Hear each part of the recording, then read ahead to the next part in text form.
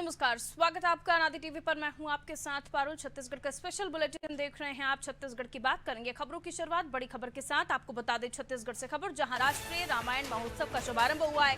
थोड़ी देर बाद सीएम भूपेश बघेल आज राष्ट्रीय रामायण महोत्सव का आगाज कर देंगे। 3 दिन तक रामायण महोत्सव चलने वाला है। रायगढ़ के रामलीला मैदान में भव्य आयोजन किया गया है। राष्ट्रीय रामायण आरण्यकांड की प्रस्तुति से शुभारंभ किया जाएगा। राष्ट्रीय स्तर के दिग्गज कलाकार भी इसमें शामिल होने वाले हैं। तो राष्ट्रीय रामायण महोत्सव का शुभारंभ होगा आज। मुख्यमंत्री भूपेश बघेल इसका आगाज कर देंगे। रायगढ़ के रामलीला मैदान में भव्य आयोजन किया गया है और रामायण के आरण्यकांड से इस कार्यक्रम का शुभारंभ होने जा रहा है। राष्ट्रीय स्तर के दिग्गज कलाकार इसमें शामिल होने वाले हैं। तो भव्य और दिव्य ये पूरा कार्यक्रम होने वाला है, क्योंकि काफी बड़ी तैयारी इसको लेकर की गई थी। बड़ा मंच है, कार्यक्रम स्थल भी काफी बड़ा है।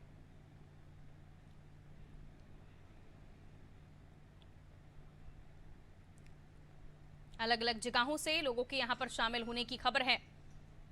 इतने बड़े कार्यक्रम में तमाम राम भक्त इस रामायण महोत्सव में शिरकत करने के लिए पहुंचे हैं। रायगढ़ का रामलीला मैदान काफी बड़ा है और इस बड़े से मैदान में होने जा रहा है रामलीला मैदान में भव्य आयोजन, राष्ट्रीय रामायण महोत्सव।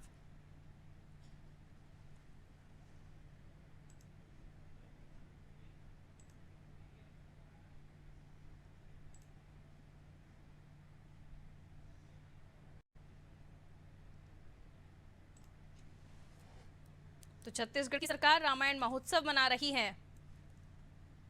और इस महोत्सव में तमाम जगहों से कलाकारों की मौजूदगी भी होगी। तो आज से शुरू हो जाएगा राष्ट्रीय रामायण महोत्सव, जहां छत्तीसगढ़, कंबोडिया और इंडोनेशिया के दल भी शामिल हो रहे हैं। राममय होगा छत्तीसगढ़ आज से।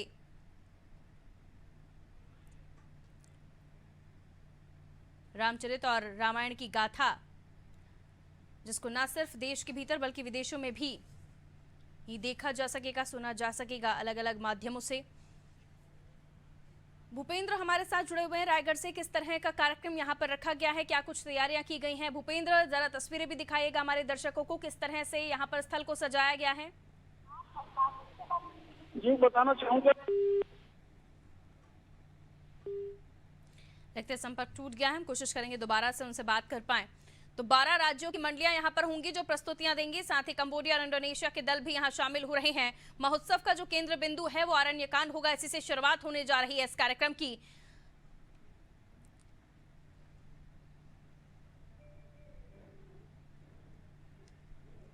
तो आपको बता दें, वनवास के दौरान दंडकारण्य, दक्षिण कोसल जिसे कहा जाता है, प्रभु श्री राम ने सबसे ज्यादा समय यहां पर बिताया था और इसलिए महोत्सव आरण्यकांड पर केंद्रित भी रहेगा। भूपेंद्र हमारे साथ जुड़े हुए हैं रायगढ़ से, हमें और भी इस कार्यक्रम के बारे में जानकारी देंगे। क्या कुछ तैयारियां चल रही हैं भूपेंद्र रायगढ़ में रामायण महोत्सव की?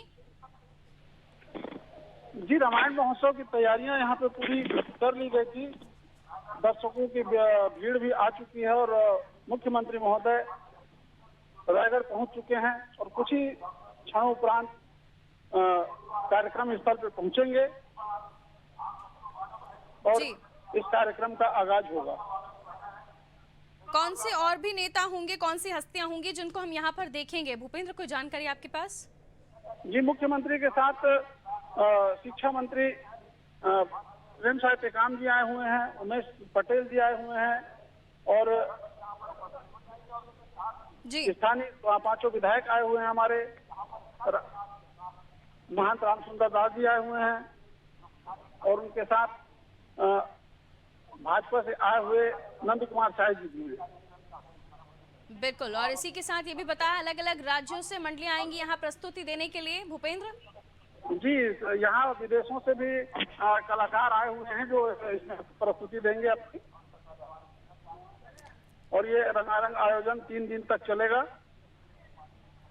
कार्यक्रम को लेकर जो तैयारियां की गई हैं उसके हिसाब से जो यहाँ पर कलाकार प्रस्तुतियां देंगे उसका भी समय निर्धारित होगा? क्या दिन भर इस तरह की प्रस्तुतियां, इस तरह के कार्यक्रम चलते रहेंगे या कोई समय निर्धारित है? आज का कार्यक्रम तो चलेगा, इसके बाद शाम को इस पर बाकी कार्यक्रम चलते रहेंगे।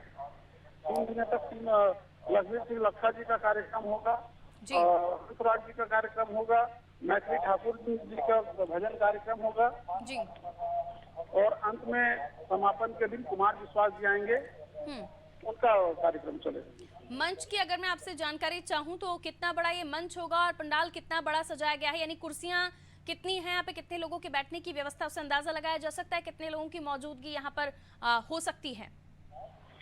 जी, आपको बताना चाहूंगा कि रायगढ़ का रामलीला मैदान है जो कि बहुत विशाल है।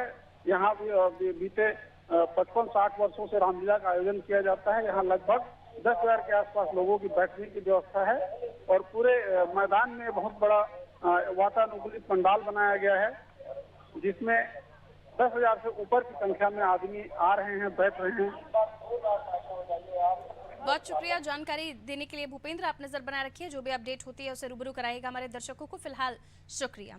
तो छत्तीसगढ़ की हम बात कर रहे हैं। रायगढ़ में भव्य रामलीला मैदान है जहां पर इस बड़े से मैदान में रामायण महोत्सव का आयोजन किया गया है। मुख्यमंत्री भूपेश बघेल आज उसका आरंभ कर देंगे। अरण्यकांड से इसकी शुरुआत होगी और यहाँ पर बता दें आपको, महोत्सव का केंद्र बिंदु भी अरण्यकांड भी होगा और हर रोज यहाँ पर हनुमान चालीसा का सामूहिक पाठ भी होने वाला है। साथ ही संगीतमय रामायण की प्रस्तुतियों के साथ ही ये स्थल गुंजायमान होगा। प्रसिद्ध भजन गायकों के कार्यक्रम यहाँ की शोभा और भी बढ़ा देंगे। देशी नहीं विदेशों से भी कलाकार यहाँ पर मौजूद हैं और अपनी प्रस्तुतियां देंगे। 2 दिन ये पूरा महोत्सव होने वाला है, तो भव्य तरीके से इस पूरे महोत्सव को आप होता हुआ देखेंगे। राष्ट्रीय रामायण महोत्सव जिसका मुख्यमंत्री भूपेश बघेल आज शुभारंभ कर देंगे। अरण्य कांड पर केंद्रित है यह रामायण महोत्सव की प्रस्तुतियां, जिसमें आप बहुत कुछ देखेंगे। तमाम लोगों के पहुंचने की खबर है। मुख्यमंत्री भूपेश बघेल के साथ और भी नेता और गणमान्य नागरिक यहां पर मौजूद होंगे।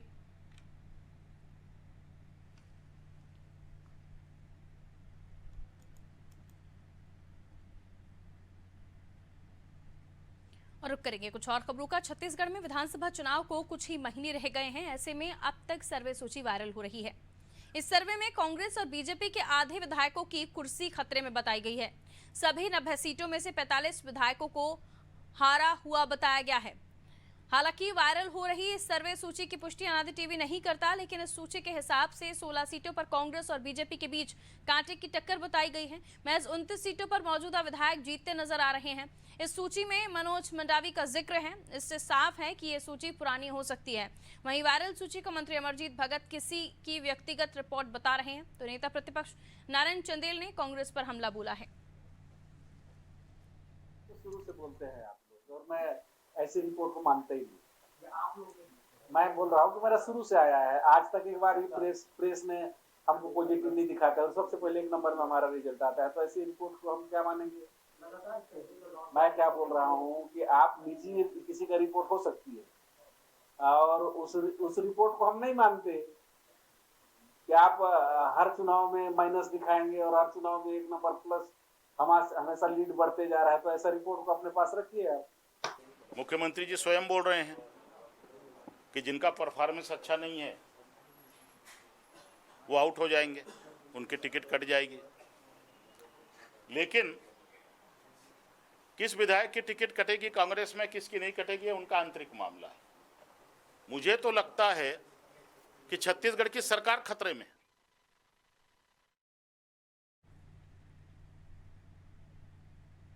बेमेतरा को एक और सौगात मिलने जा रही है। नए उप तहसील कार्यालय का उद्घाटन 5 जून को विधायक आशीष छाबड़ा करेंगे। नए भवन का निरीक्षण जिला पंचायत सदस्य टीआर साहू और तहसीलदार मनोज गुप्ता ने किया। तहसीलदार ने बताया कि बिल्डिंग से लेकर हर सेटअप तैयार हो चुका है।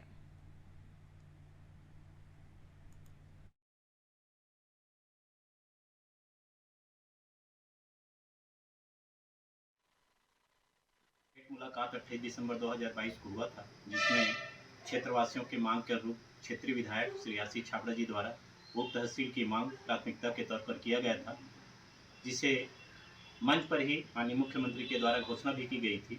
घोषणा के अनुरूप अमली जामा पहनाते हुए प्रशासकीय प्रक्रिया पूरी कर ली गई है। नए बजट सत्र वित्तीय वर्ष जिन्हें हम करते हैं 2023-24 अप्रैल से प्रारंभ भी हो चुका है, लेकिन विधिवत देरबीजा में उप तहसील का कार्यालय 5 जून 2023 को दिन सोमवार को उनका उद्घाटन होना है, जिसमें मुख्य अतिथि बतौर हमारे क्षेत्रीय विधायक श्री आशीष कुमार छाबड़ा जी रहेंगे। जिला कलेक्टर एवं राजस्व विभाग के पूरे अमला के साथ कार्यक्रम संपन्न होना है।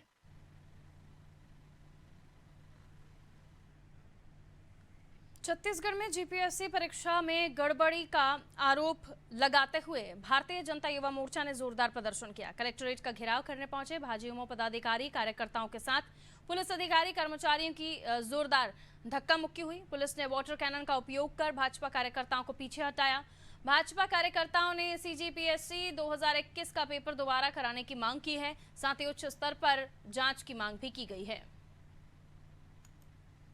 छत्तीसगढ़ के युवाओं के साथ इस भ्रष्ट भूपेश सरकार ने टामन सिंह सोनवानी के साथ मिलकर पैसे की लेन देन करते हुए पीएससी में नियुक्ति दी है। इसका विरोध करने हम आए हैं। हमारी मांग है कि यह परीक्षा रद्द होनी चाहिए, दोबारा परीक्षा होना चाहिए और न्यायिक जांच होनी चाहिए, दोषियों पर कार्रवाई होनी चाहिए और साथ ही साथ टामन सिंह सोनवानी का नार्को टेस्ट होना चाहिए।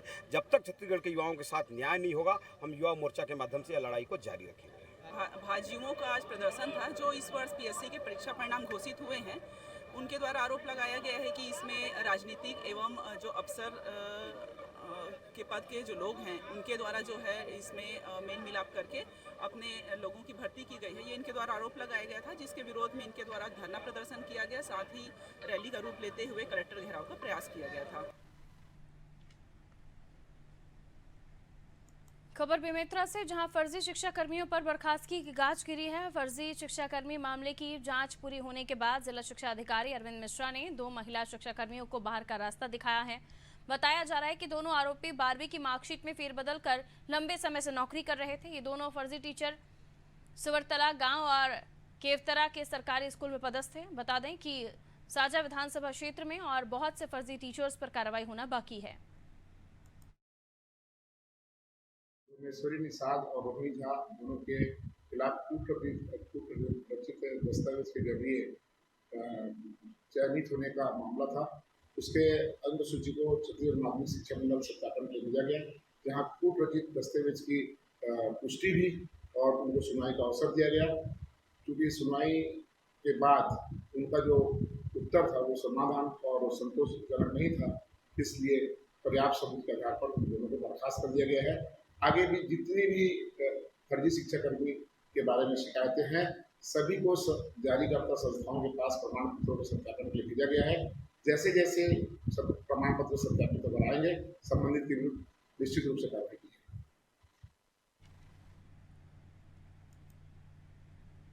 अतिक्रमण को लेकर राजनाथ गांव के ग्रामीण परेशान है। मामला हीरापुर गांव का है, जहां के ग्रामीण डोंगरगढ़ एसडीएम कार्यालय पहुंचे और अपनी मांगों को लेकर एसडीएम के नाम तहसीलदार को ज्ञापन सौंपा। ग्रामीणों का आरोप है कि सुनील देवार की ओर से किए गए अतिक्रमण से वो परेशान है। बार बार शिकायत करने के बाद भी अतिक्रमण को हटाया नहीं गया।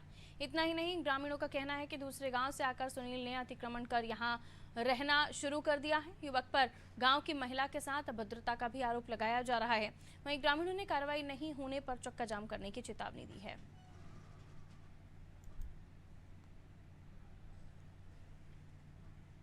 रायपुर में एक युवक की करंट लगने से मौत हो गई, जिसके बाद गुस्साए परिजनों ने थाने का घेराव किया। परिजनों का आरोप है कि करंट लगने के बाद शोरूम संचालक ने युवक को अस्पताल पहुंचवाने में कोई मदद भी नहीं की।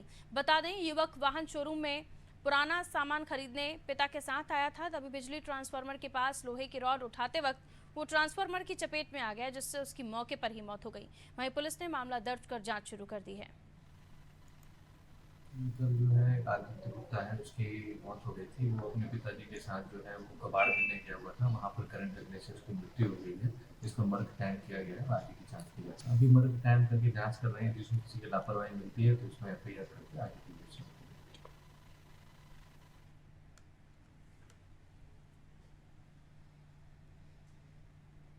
और यहाँ रुकेंगे छोटे से ब्रेक के लिए, जल्द हाजिर होते हैं।